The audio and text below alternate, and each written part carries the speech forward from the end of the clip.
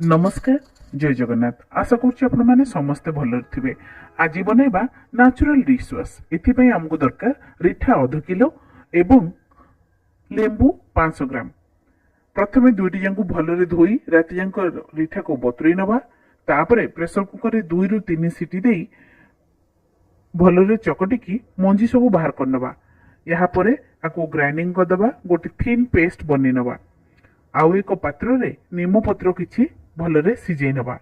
एबे दुईटी जाक मिश्रण करि नै छाणी नवा। किछि बेकिंग सोडा मिसई नवा। एबे 30 ml आमे मिसेबा बायो एंजाइम। प्रिजर्वेटिव नेचुरल होइथिबारु बायो एंजाइम गोटे भलो काम करिवो।